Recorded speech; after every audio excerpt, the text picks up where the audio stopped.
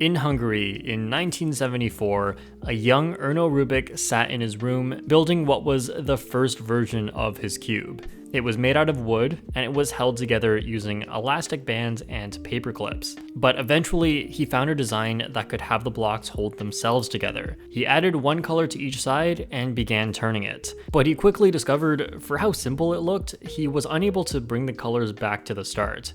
In fact, it took him a whole month to devise a method for solving his cube, and when he finally came out of his room to show his mother what he achieved, she was delighted. Mostly because he would finally stop spending his time on this.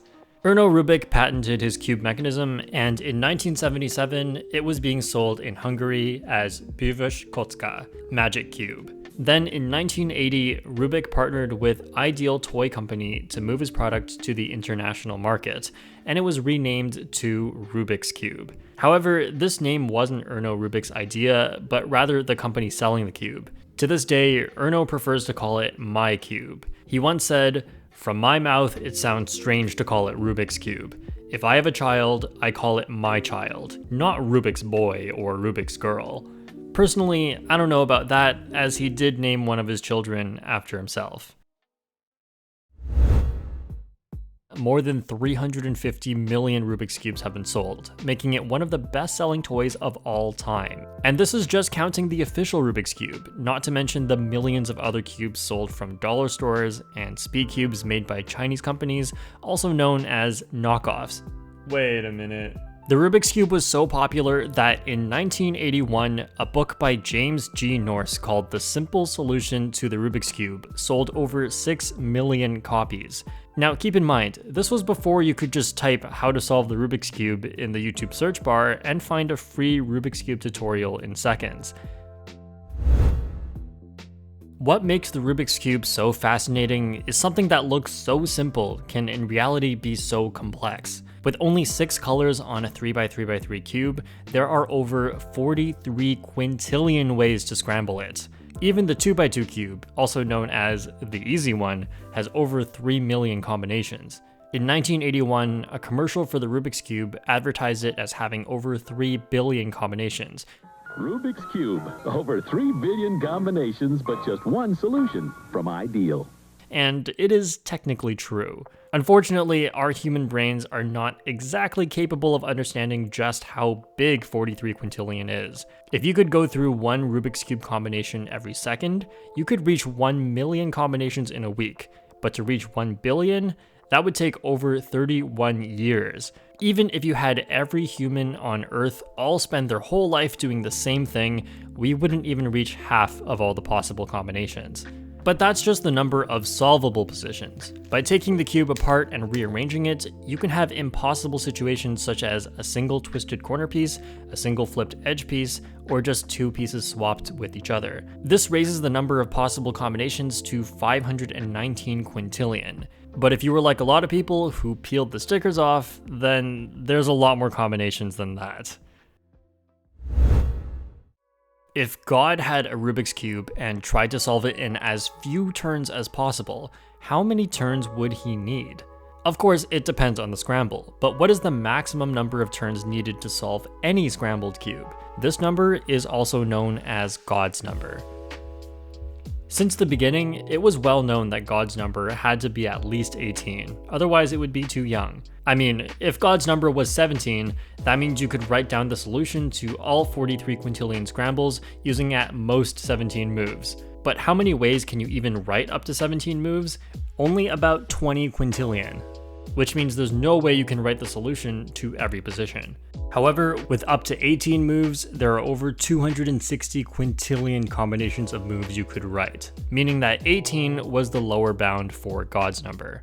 Over the early 2000s, the upper bound was slowly lowered, but clever thinking could only go so far, and in July of 2010, a search was done using a large number of computers at Google, and of course a lot of clever programming to prove that every scramble could be solved in 20 moves or less, and thus, God's number was shown to be 20. What if you didn't want to learn how to solve the Rubik's Cube, but instead you found a sequence of turns that could simply be repeated over and over until your cube was solved? This is also known as the devil's algorithm, as repeating this sequence would surely be hell. It may not sound so bad at first, but think about it like this. Your cube could be in any scrambled state. So the devil's algorithm would have to traverse all 43 quintillion positions of the cube just to make sure your scramble can also be solved. To say that using this to solve your cube would take a long time is an understatement. Okay, so nobody's gonna use the devil's algorithm to solve their cube, but is it at least an algorithm you can learn to do? Well, here's the thing. No matter what sequence of moves you apply to the cube, it will eventually bring you back to where you started. Some sequences require only a few repetitions, while some require a lot more.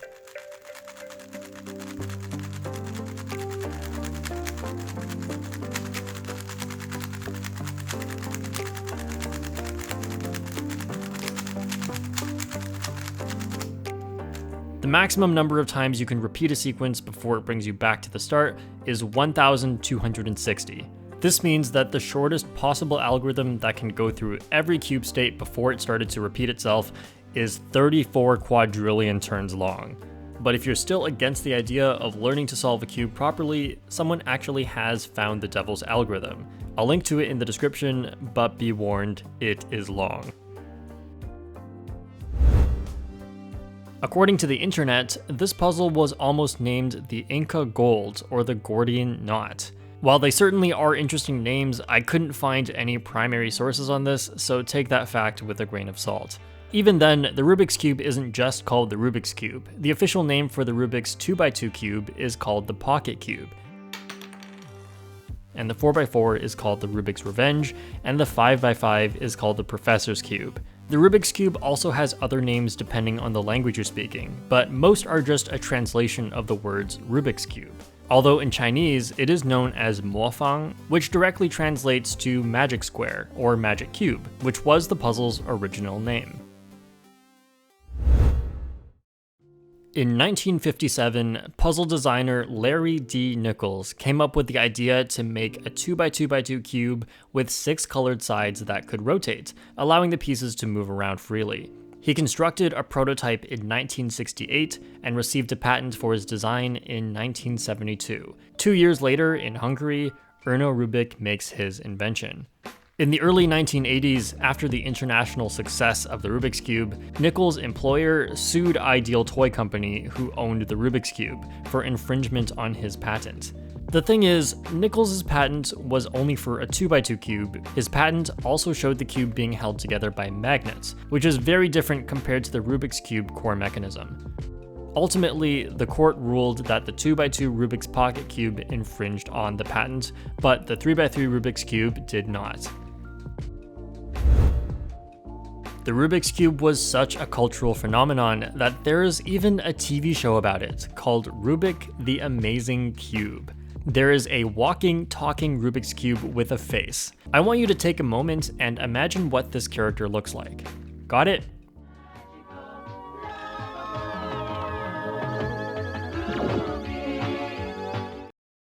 Yeah. The show aired from 1983 to 1985, featuring a total of 13 episodes, each being 30 minutes long. The show follows some kids who find Rubik, a cube that belonged to an evil magician. Rubik had special powers such as flying, abducting children, and giving dogs sharp teeth.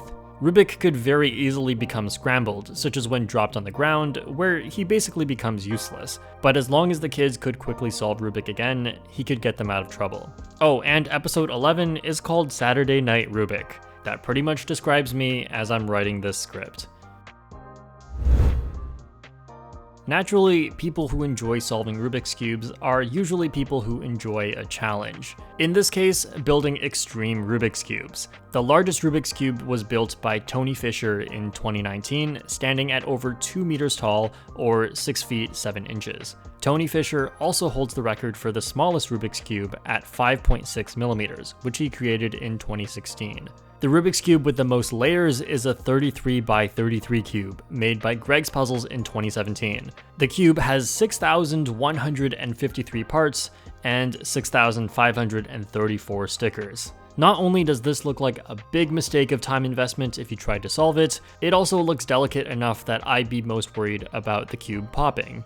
And on the flip side, of course the cube with the least amount of layers is the 1x1. If you don't think the Giang cubes are worth $60, then get ready for this. This is the Masterpiece Cube. It was crafted by Fred Kuehler, the CEO and founder of Diamond Cutters International. You can buy this cube for $2.5 million.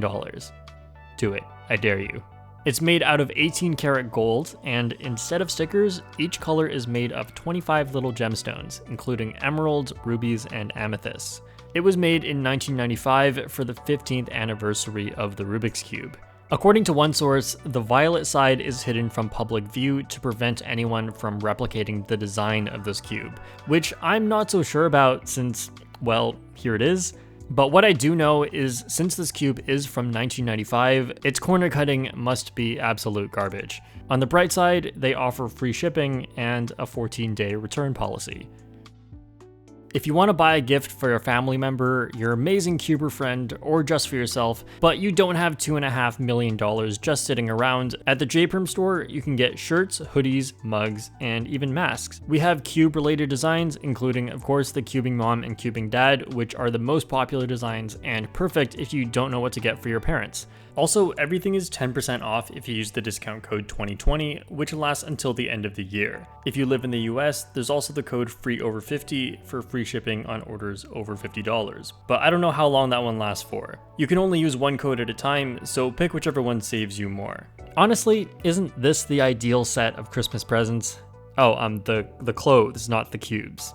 Yeah, who needs that many cubes? So go get them quick so you don't have to worry about shipping times messing with your holidays. I hope you enjoyed this one, thanks for watching, and I'll see you all next time.